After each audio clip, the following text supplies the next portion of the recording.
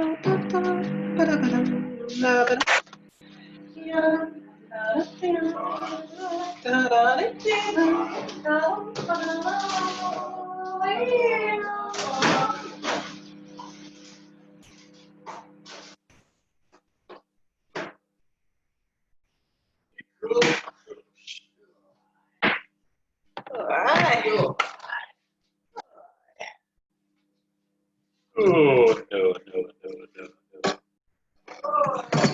Oh, yeah.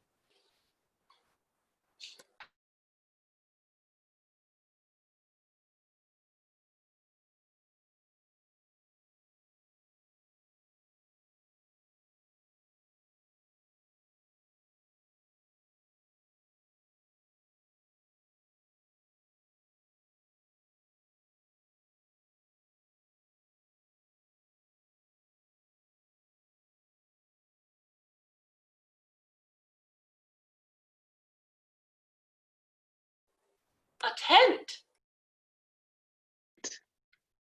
This is my father's tent. That's fucking rad. I fucking love it. That's so cool.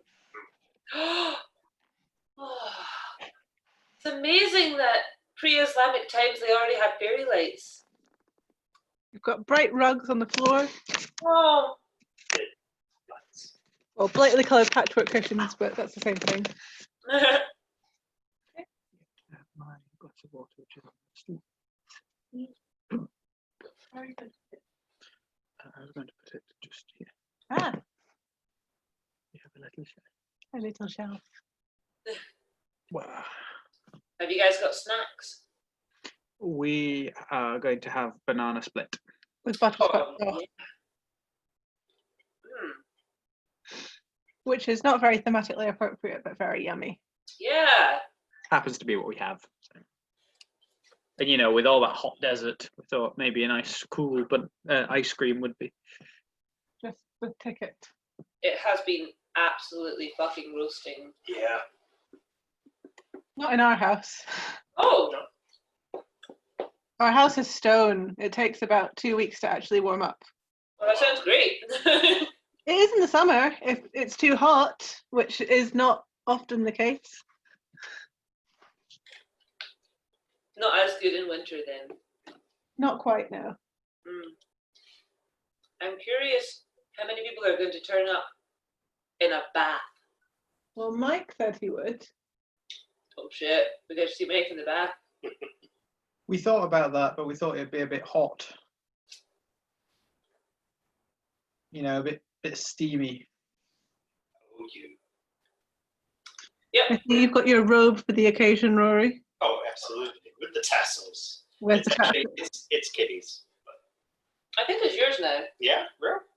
Nah, it's mine. Sorry. That's yours. Maybe it can be ours. I You can jointly rock the robe. I'll get myself a tasteful kimono. What did you say, Katie? You can jointly rock the robe. We can jointly rock the robe. Too warm? Nope, absolutely not. You're just too damn hot. Too darn hot. Yeah, we've got baklava, which I am peeling layers off of. I thought about making baklava, but then realised we didn't have any nuts. You can make baklava? Yeah, it's really easy. You just need like, loads and loads of butter. You get a sheet of phyllo pastry and you brush it with loads of butter, and then you put another sheet of phyllo pastry and brush that with loads of butter, another sheet, brush that with loads of butter, and then you sprinkle it with chopped nuts and honey and spices, and then you continue with the phyllo pastry and butter, and then you do more, and then you put it in the oven, and then once it bakes, you pour sugar syrup all over it, and then the sugar syrup soaks into the pastry and soaks into the nuts. Oh my god. Like a dessert lasagna. Dessert lasagna, finally! I mean, isn't trifle just dessert lasagna? As an aside, dessert lasagna is my new halfling name.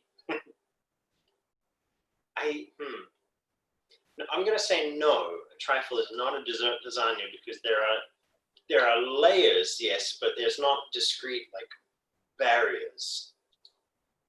Do you know what I mean? I understand.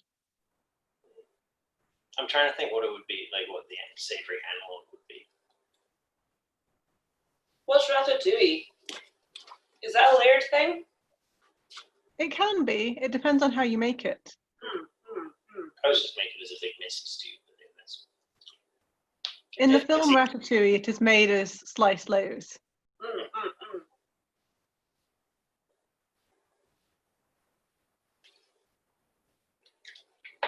That's a very strange film. Although, it has meant that now I can just point to things like someone riding a horse and just tell Kitty, that's a reverse ratatouille. Like any time that a person is like maneuvering an animal, that's just a reverse ratatouille.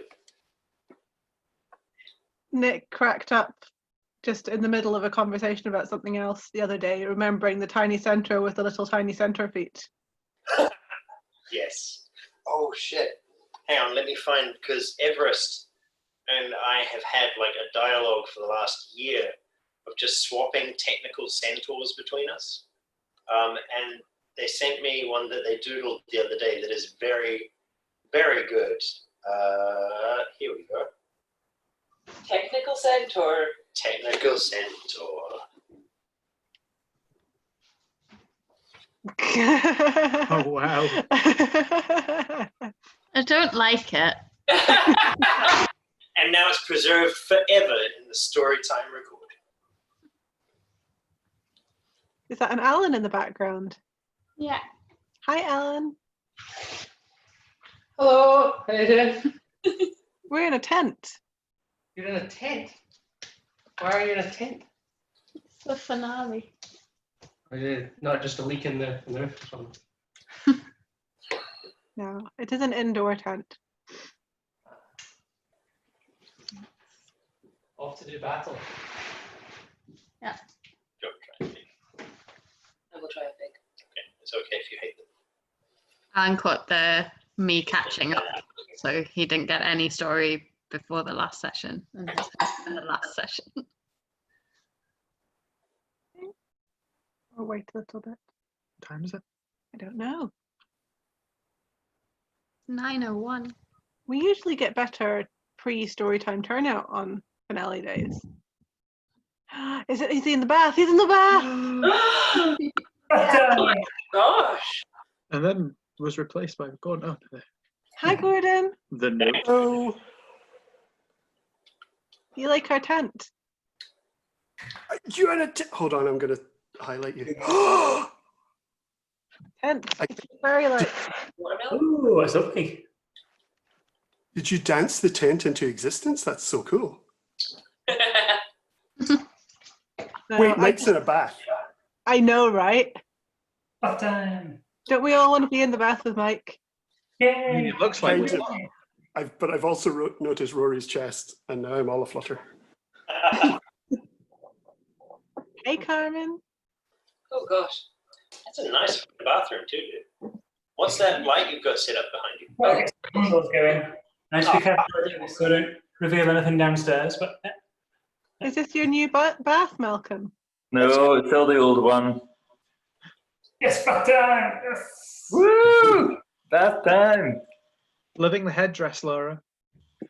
Thanks. I thought I'd because like they kept talking about all the plaques and coils, and I told my housemate about it, so she's like, "Oh, don't let her show you." She's done like a Yay! Oh, so cool. Wow. I know she does it for like weddings and people's parties and stuff. So I was like, oh, all right then. So I got I'm loving the yellow as well, very on trend. Very on trend, very good. I forgot. What the fuck? Kitty is trying their very first module date ever. Oh, they're so good. It's so sweet. I tried to. They asked me to describe it, and I said it's like if treacle grew on trees. Yep, that's what this is. This is treacle, but from a tree. Mm-hmm. Treacle, if you will. Ha ha! The Katie's got it. Yeah, holy shit. How does anyone eat even one of these? Milk goes a long way. Slowly. You can stuff them with marzipan. Go on. They also just tried their first fresh fig. It's like watermelon. Yeah, but with like coffee candy. Fiber, yeah. Oh, just be aware there is a pit in the middle. Hey, Cara. Just Sam's enjoy lost his face. Oh, Michael in the bath with a cup of tea.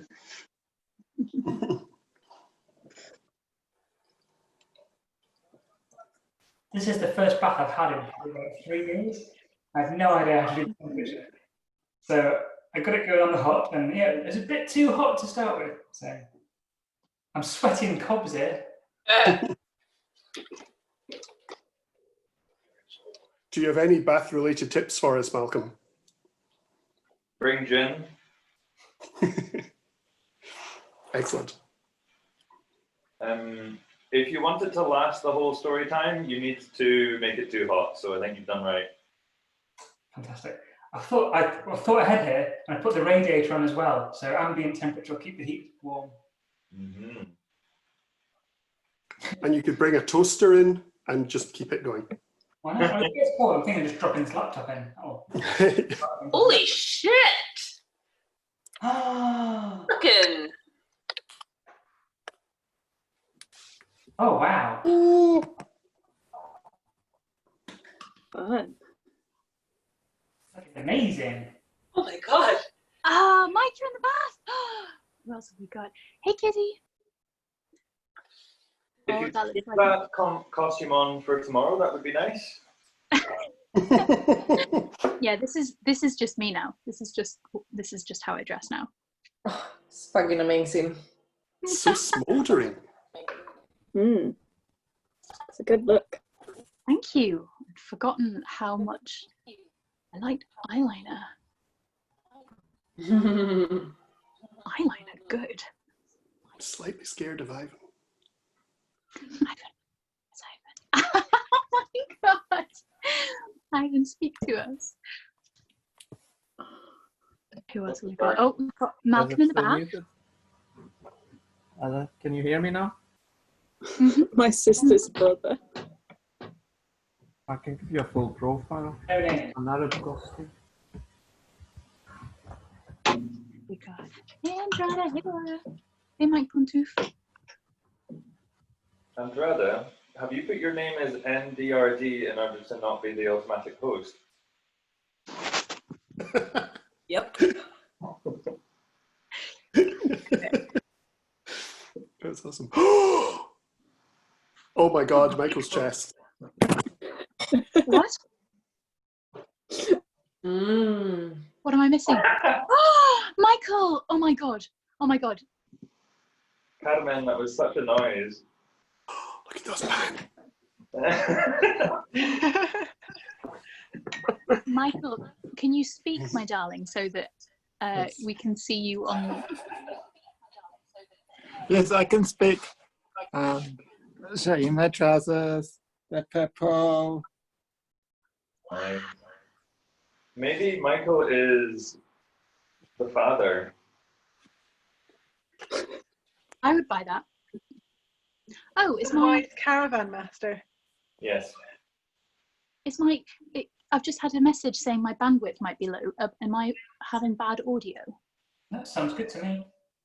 The video was smaller for a minute there, but it looks okay for now. Oh wow! Oh my god, Rory!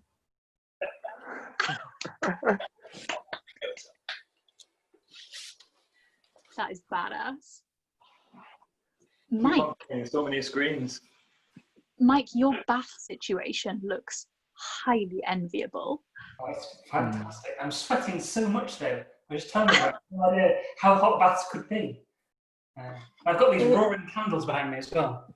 They're adding to the heat.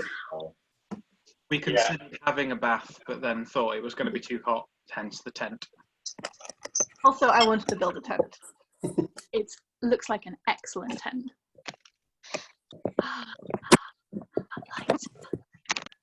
Our bathroom is still mid-renovation, but maybe next week.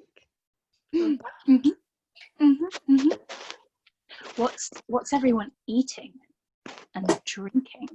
Baklava and fresh figs and jewel dates. Yes.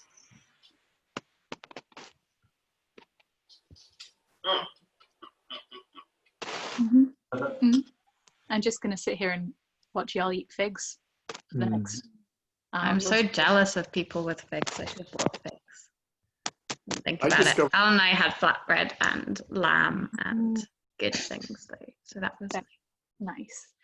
I had sort of roasted mushroom skewers, which I pretended were lamb. They were sort of brown. That counts, right? Yeah, like sheep brown, right? Yeah. I'm gonna be As long as the mushrooms were scoured by the desert. Yes. Well, they do call lamb the mushroom of the desert. So I think definitely cats. So true. I walked past a fig tree today. Excellent. Figs weren't ripe, but there's a fig tree.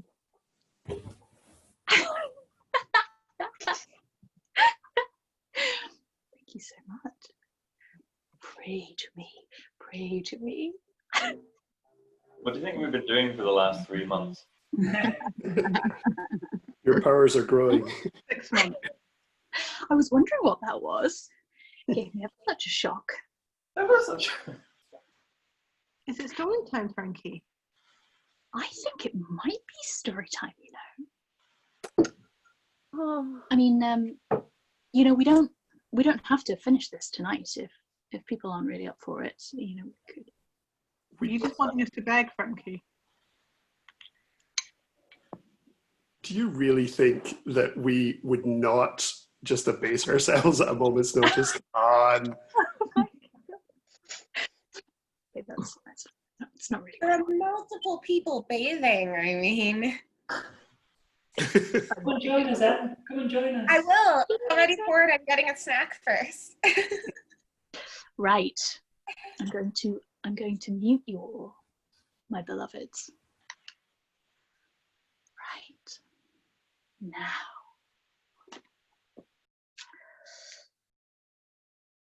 So,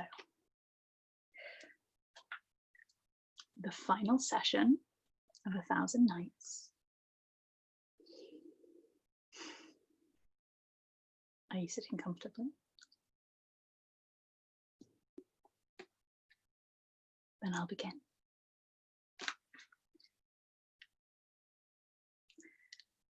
"34. I heard Lomelkeen laughing and knew he saw me where I walked. My sister's priestly whites were newly washed and gleamed in the moonlight. I was not hard to see. When I heard my husband laughed, I stopped and waited. I had come this far. My doom could come to me. Star of my skies, you did not need to come out to greet us, said Lomelkeen when he was close enough that he did not need to shout. There was no hint of a good man about him. If I wanted one, I would have to make one, as I had made the pale man for my sister.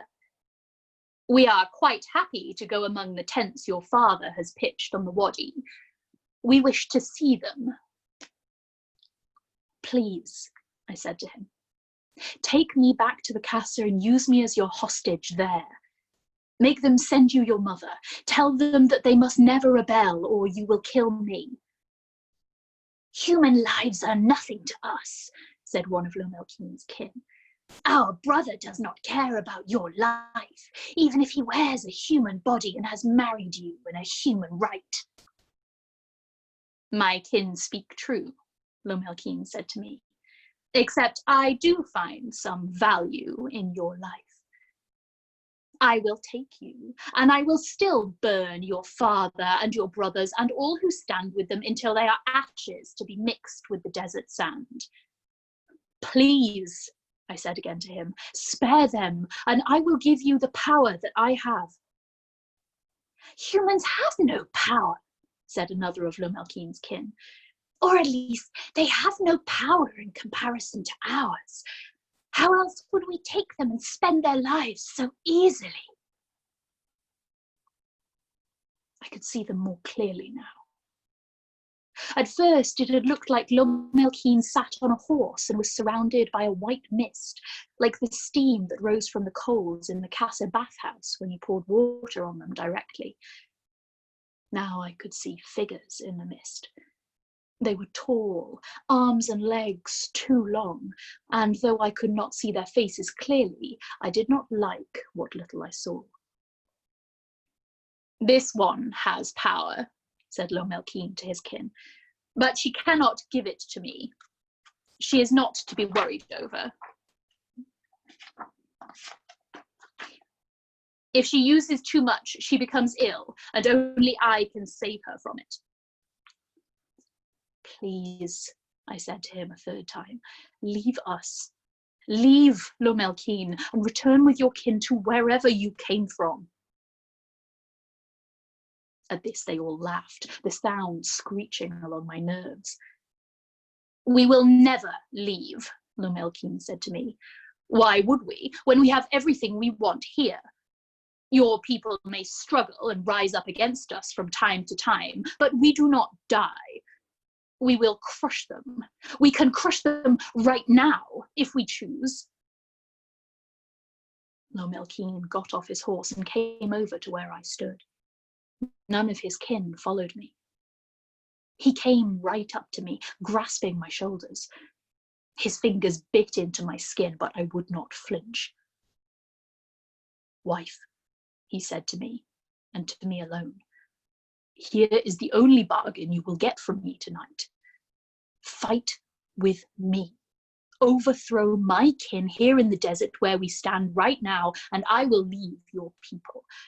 You will tell them their rebellion is over, that you are my hostage and they must not rise up again. Only help me defeat my kin first, and I will save yours. I did not doubt that we could do it. Even the slight touch of his fingers on my arms surged with power, and neither of us was really trying. The beings in the mist were only half formed. I knew my fire and the cold light Lomelkeen had at his command would be enough to send them into the sand for an age if we put forth the effort. My family would be safe. I would be safe. But Lomelkeen would have a demon in him still, and with my power beside him, I shuddered to think what the demon could do. How can I trust you if you betray your own kind? I said to him. I would compromise with him no longer. He had given me what I needed, and my sister's wedding had provided me with the rest. I was stronger here than I had ever been in the casa, powered by the dancers that circled the fires between my father's tents. How can I give the safety of my family to someone who has no regard for his own? You have not even asked about your mother. I will never join you. Very well, he said to me, and went back to his horse. He climbed astride it and turned to the mist. My wife has forsaken her own kind, spurning my offer as she has. Go to the tents of her father. Take whatever you want from them. I screamed then, but I could not stall the mist.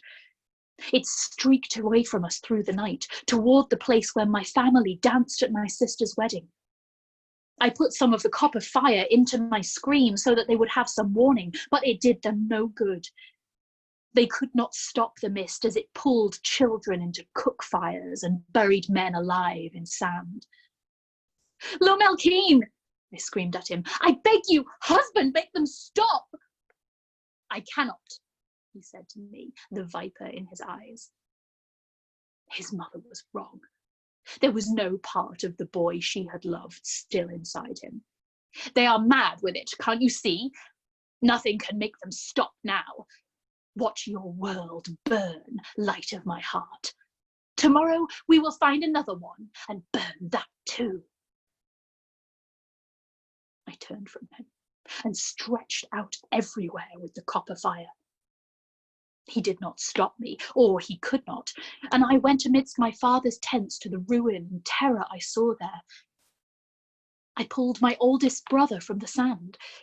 He coughed, spewing grains of it in all directions, and then lay still. I quelled every fire I could find, lamps and candles, cook fires and hearths, but so many of the children were already burned. My sister stood with one arm around both my mother and her mother, and the mist parted around them. I could not imagine that they would be spared, but then I looked closely and saw that each of them wore a necklace made of that bright metal. Sister, I cried to her, hoping that she would hear, the metal will protect you. Get it to as many as you can. She did hear, for she began to run. I could not stay with her. There were too many others that had been burned or buried. I could not save them all. Not so human after all, the mist said to me, with voices beyond counting and no faces at all. And yet not powerful enough to fight us, only good enough to clean up the mess. I needed more hands, but even with the copper fire, I had only 2. It was not fair. There were so many of them, and I stood alone in the desert, having nothing to fight them with. A wooden ball rolled to a stop at my feet. A lamp sat beside it, and a bolt of orange cloth with gold thread. Above, I heard a great bird scream. I knew that I had made them, not called them or found them. They had not been, and then I wished for them, and they were. If I wanted help, I would have to make it. I brought forth all the copper fire I could muster and threw it out into the desert. The demons did not know the desert well, for all that they lived here. They did not use it as my people did. They did not know its moods and its temper, which animals were common, what secrets those creatures carried. I would fight them with the very things they scorned, and the desert itself would be my hands. I found the lizards that baked in the sun and crawled into the oleander at night. They were large ones, the size of a sheep at full growth. I set a fire in their bellies and turned them out to do battle for me. They burned so hot they streaked through the mist and seared it. I could hear Lomelkeen's kin scream, and the sound was like my sister's laughter to my ears. I took the horses that the southernmost traders had brought with them. They were fleet-footed and could run in the sand even during the hottest part of the day. I gave them horns made from the pale man's metal to strike at the half-formed bodies of Lomelkeen's kin, and where they pierced the mist, dark ichor fell to the sand. Sand crows I woke and brought forth from their nests. When Lomelkeen's kin struck them down, they caught fire and flew again. Their talons shod in the same bright metal that their northern cousins wore. They sliced at the mist, herding it away from my people. The goats came to me, curious and eager, and they took cleverness from my copper fire like it was a salt lick I held for them. They made traps to catch the mist in baskets and shut it up in tents. The mist howled in fury, but my sprightly goats only laughed at them and took to new mischief. There were fires again, burning out of control in the hearthstones and fire pits. I called on the waddy toads, who always knew when the floods were coming, and made them hands to carry water with.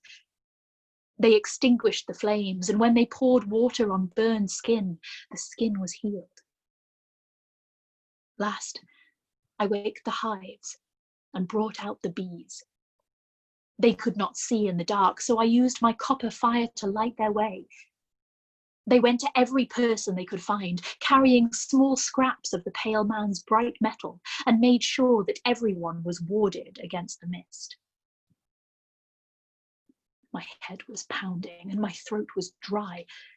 The creatures I had made battled for me, and I stood in the sand and wept from pain and exhaustion. My people wailed and screamed their losses, mourning for those I had been too slow to save from living burial or the fire's fury.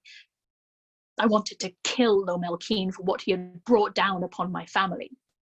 Finally, I shared my sister's anger. Lomelkeen was close to me, and somehow a war raged across his face. His body was unmoving as his mind fought against itself. His horse was dead. Pure terror had burst the poor beast's heart. Around us, the fighting was starting to diminish. If we were to have peace, it would be soon. There was a bright dagger, not a copper one, in my hand. Lady bless, said my bees, the mist is caught. Where shall we put it? I could think of only one place where Lomelkeen's kin might be safely taken. It was so far that I did not know if my power was sufficient to the journey, but I knew I must try, even if it was too much for me. The knife vanished. I had chosen my end. North, I said to them. Take them to the mountains where the bright metal sits in the ground.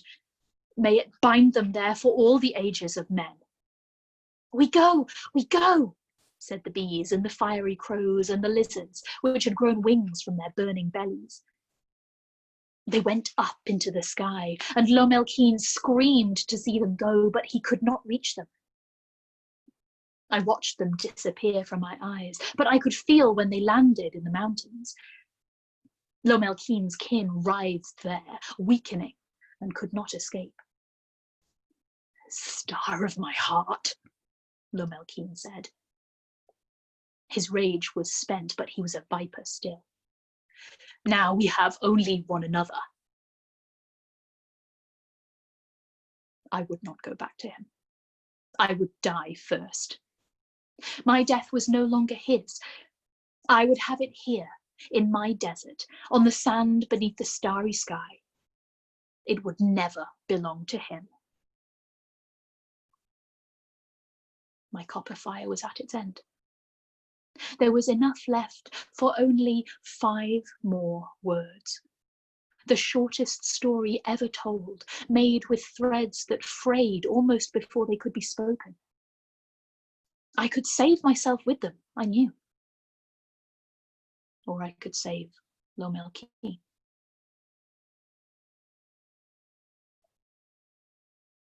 I thought of a casa without a king. I thought of merchants who did not care what the desert did. I thought of my father, who deserved better, and of my sister, who deserved the best. I thought of a ball and a lamp and a bolt of cloth, all made because I wanted them to be. It did not matter if Lomelkeen's mother was wrong. I could make it so that she was right. 5 more words, and then I could sleep. My head would no longer pound. My throat would no longer burn. It would be quiet and still. Perhaps I would dream of the creatures I had made. I would like to see what they became in the morning when the sun came up. Lomelkeen's artisans had made such new wonders, yet I did not think there had been new animals since the world was born. Now I had made 6 of them. I hoped they would do good when I was gone. 5 more words. I could feel them on my tongue. There would be peace in the whole desert, not just in parts of it. Not just for the nobles of Lomelkeen's court, but for the common folk of the casa as well. For everyone. My father's caravan, my mother's tent, all through the sand desert. In every village and in every district inside the city walls. I would speak for them. 5 more words, and it would be done. Lomelkeen is a good man.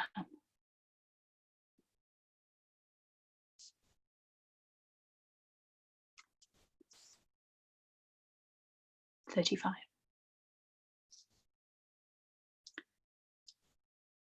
There was a lion above me when I woke. A lion with the face of a woman, and so I thought I dreamed.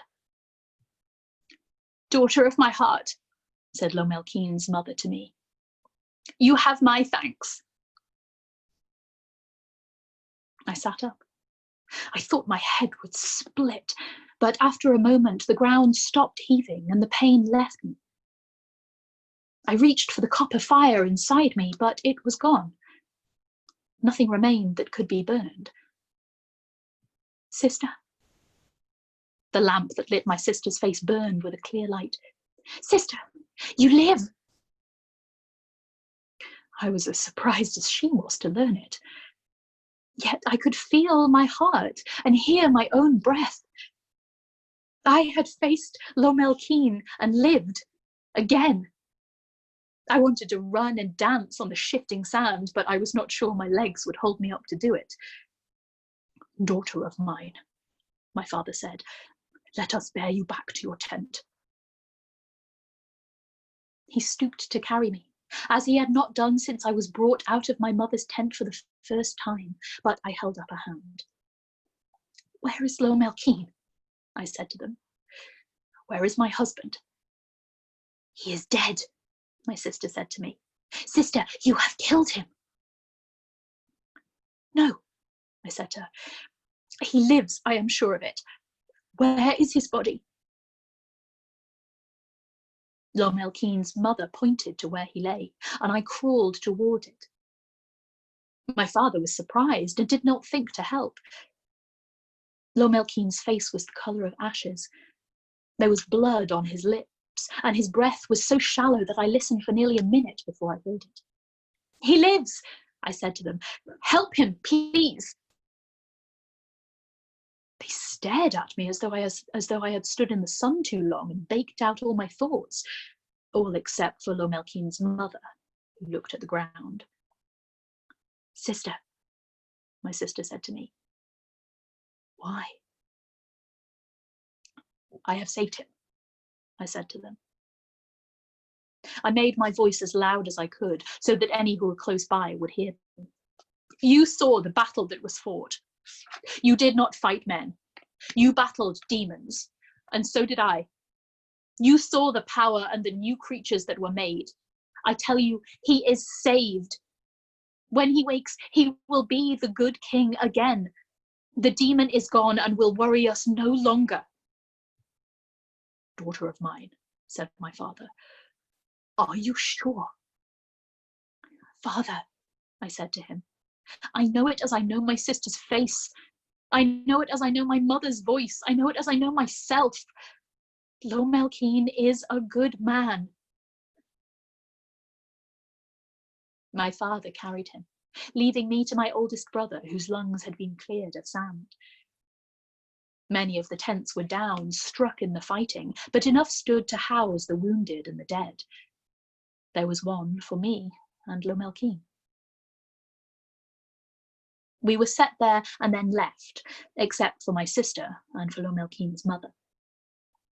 The boy came in, his arms burned, and behind him the old woman and serving girl. They wept to see me, and I kissed them. Then I turned to where my husband lay and waited for him to wake. Outside my tent, my mother and my sister's mother began their rites for the dead. Everyone who had died here would be buried with my family's bones, including my youngest brother and my oldest brother's sons.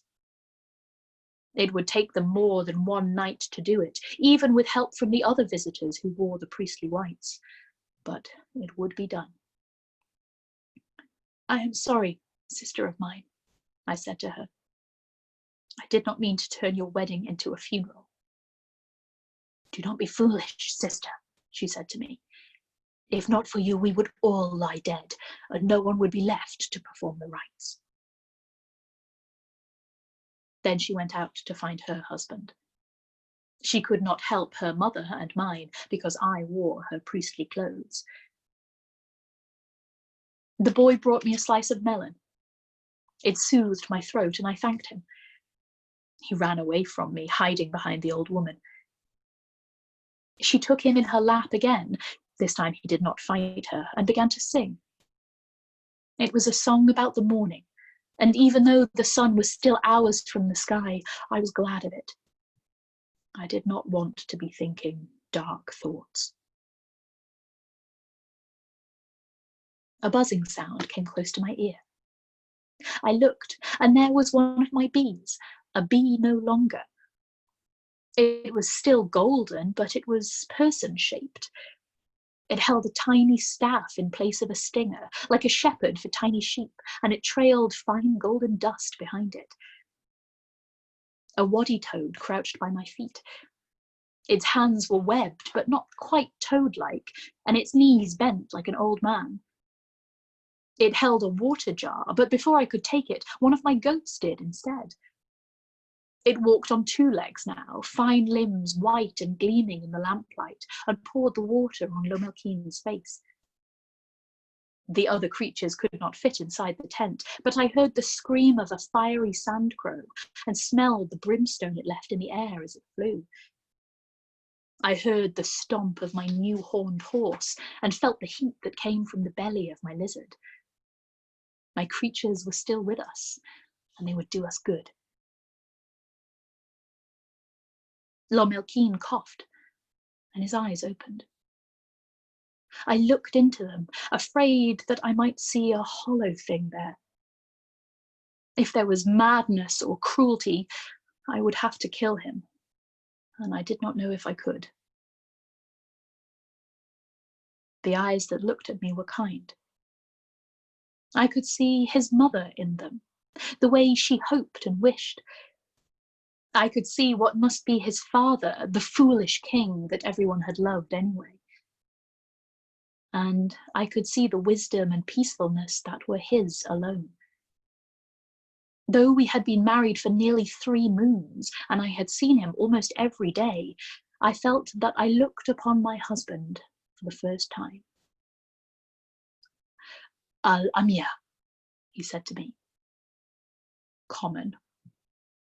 The old insult had no edge, and I judged it a good beginning. Lie still, I said to him. You must rest and drink more water. The waddy toad waddled more than it hopped now, but it went to fill its jar and returned without spilling any, like my sister and I had done when we carried 1 jar between us. Go, said Lomelkeen's mother. Tell your people what you have seen. I went out from the tent and saw them. I told them that Lomelkeen would live, that his heart was restored and that he would be the good king they remembered. I told them that when the dead were buried, they could go home and tell everyone they met that peace had come. I told my sister that her wedding would be a sacred day now, the day that men remembered how peace had been won. My new bees flew around me as I spoke, trailing their golden dust through the air, and no one doubted my words. I went to my father and to my living brothers, embracing them. My mother and my sister's mother laboured still, so I would have to wait to speak to them. And my sister had gone with her husband into their tent, so we could not put our heads together and talk as we once had. Those days, I knew, were past. We would have other secrets now, and other tasks to tend as we whispered them. For 3 nights, my mother and my sister's mother buried the dead. And for 3 nights, Lomelkeen recovered. At last, their work was done, and he was well. I went to them and thanked them, and they put their arms around me and wept. They knew then that they would lose me again, but this time I would go because I wished it. I traded 3 pots of the golden dust for 5 horses. The boy had collected it for me, chasing the bees like it was the greatest game he had ever played. Lomelkeen took the gelded male, putting the boy in front of him as he rode. I had a black mount, and Lomelkeen's mother and the 2 other women rode mares that were brown. We set out across the desert as we had before, except this time my sister did not pray as we went. This time I looked back at my father's tents until they were gone from my view, and when Lomelkeen promised me that I could visit, I knew he meant to keep his word. We came into the city as the sun was setting. The guards at the gate were surprised to see us. They said they had seen strange lights over the desert on the night when we had battled, and that they did not think Lomelkeen would ever return. A few of the city lords had clearly thought so too, but once it became clear that the king had come back, they behaved themselves. Lomelkeen called Fear Stonetouch to him and said that he no longer had to carve stone if he did not wish it. He also gave the carver all of his statues back and said that Fear could do as he wished with them. I did not ask what became of them, but the statues disappeared from the gardens overnight, and I hoped he had turned them into dust. A statue appeared in my water garden at the same time. It was another great cat, but this time it was a lioness, not a lion, and her eyes were not haunted as the other statues had been. "This one is yours, Lady Bless," Fear Stonetouch said to me. "I carved it with your blessing, and I will do no others." "It is beautiful," I said to him, because it was, "and I am grateful." He bowed and left me. I sat staring at the statue until another shadow came into the garden, and Lomelkeen was there. "Will you stay with me, Alamia?" he asked me. "I will not make you. The skeptics say that the wedding does not have to stand, and that you can return to your father's tents and to a match of his making, or none at all, if you choose." "I will stay, husband," I said to him. "I have become accustomed to the castle and to the people here. I thought the desert was my home, but it is no longer. Your home is mine now, and I will live in it." "Let me make you the queen in truth, then," he said to me. "Marry me again, if you will. I will give you a crown and a place on my council." "The petty lords will never allow that," I said to him. "They are afraid of you," he said to me. "They are afraid of what the palace women say you have done. If we tell them now, they will do it." I considered his words. When I had lived here before, I had had little to occupy my time. I did not wish for the same thing again, but I had thought I would take part in running the household only. A seat on the council, to hear petitioners and advise judgment, was much more to my liking, though I had not thought it was within my grasp. A golden bee flew among the flowers of my water garden. My creatures had followed me to the city and lived even inside the castle walls. They would remind everyone what I had done. Then, yes, I said to him, "I will marry you again and take the seat you offer at your side." Lomelkeen smiled and took my hand. I had tasted power and I had used it up, but now I would get more of another kind. We would share it and keep each other from the dark. The sun gleamed in the desert sky, and the stones of the walls reflected the golden light all around the garden. But there was no fire where our fingers met.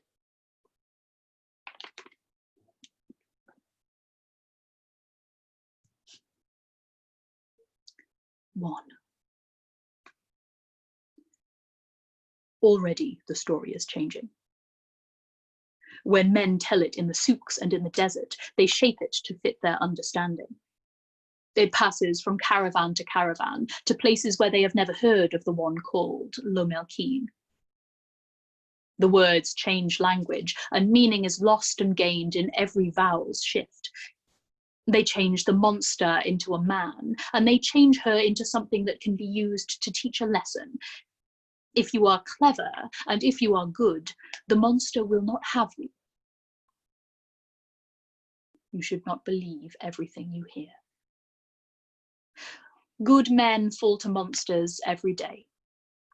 Clever men are tricked by their own pride or by pretty words. This is what happened to the king in the tale she tells.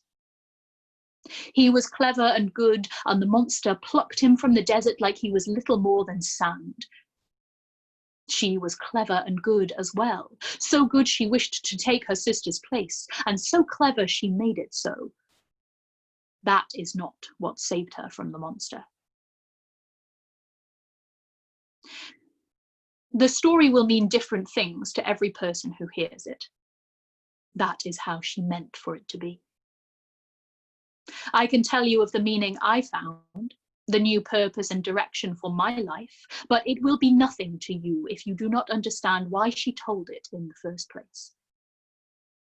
There is life and there is living, and that is what she learned. She told the story in small pieces. That much is true. It came to her in undyed wool, which she could spin, or in threads that she could stitch or weave. She did not tell it every night, and she did not tell it always to the same person. Sometimes she told it only to herself, using the tools and the strength given to her by others. That did not make its power any less, and that power gave her life. Living came later, when she learned to tell the story on purpose.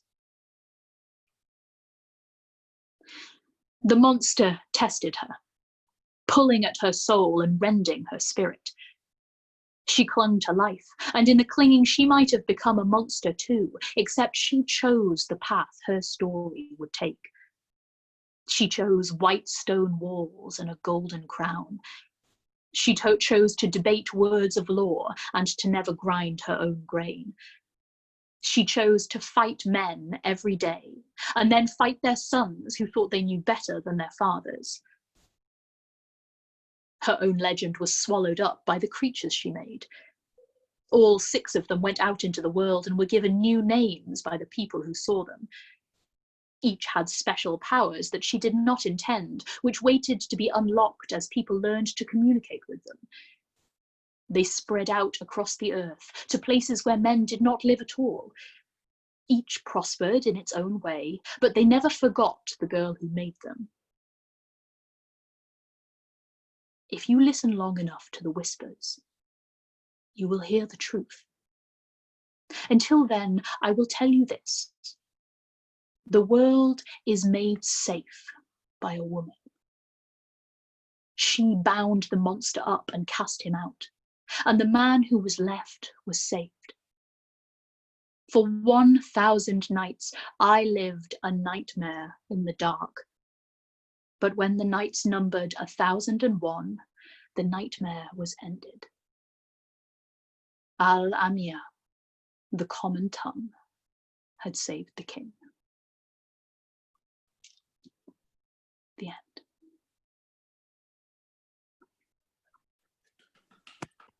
Yay!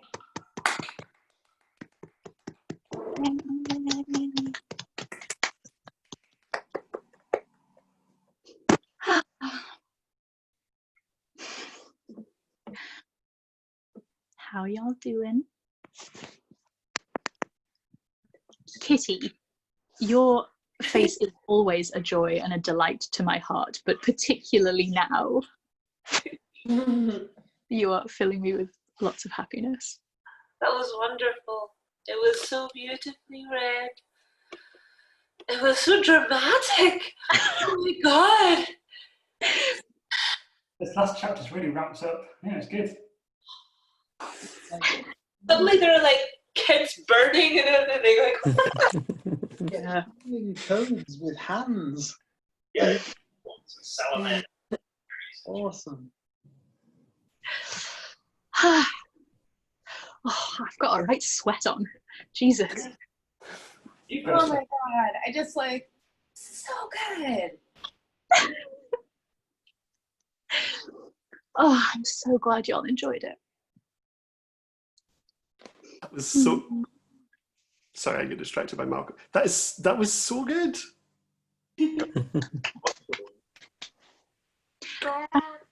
Thank you all so much for coming along to the whole book and to tonight, and for listening and enjoying it. And as always, it's been amazing to share it with you. Thank you for reading to us. Thank you so much for reading to us. Thank you. And thank you for picking that book. Oh, what a fantastic choice. Oh my god, I'm so glad. I'm so glad. It's always a crapshoot. The blurb again, so that we can all rage with you at how awful it is. Oh my god, that is such a good idea. Okay. Okay. Right.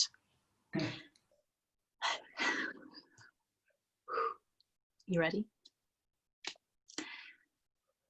Lomelkeen killed 300 girls before he came to my village looking for a wife. When Lomelkeen, a formidable king, arrived in the desert with his army, he is determined to take one of the village girls to be his next wife. But one girl, desperate to save her beautiful sister from certain death at his hands, makes the ultimate sacrifice, pushing herself forward instead and leaving home and family behind to go to her fate with this fearful man. But a strange magic seems to flow between this girl and Lomelkeen, and night after night she manages to survive. Finding power in storytelling, the words she speaks are given strange life of their own. Little things at first, a dress from home, a vision of her sister. But as she dreams bigger, she raises more terrible magic, with power enough to save a king, ... if she can only stop her heart from falling for a monster first. Whoa.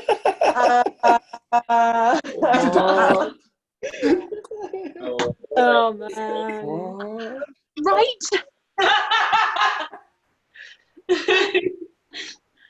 Did they read the book? Yeah. I would not have Doesn't read it- that on the strength of that. Like, Right? no way. This is why, so I have owned this book for literal years. I have owned this book for like 2 years because it came through and I took one look and I was like, I don't think that's what I thought it was going to be. It was. This whole time. This whole time. That's funny. I think one of the things I enjoyed the most in that book was every time Lomelkeen said something to her, her responses were just so full of hate.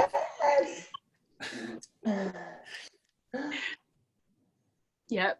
Yep. I was never worried she was going to fall for the monster. No.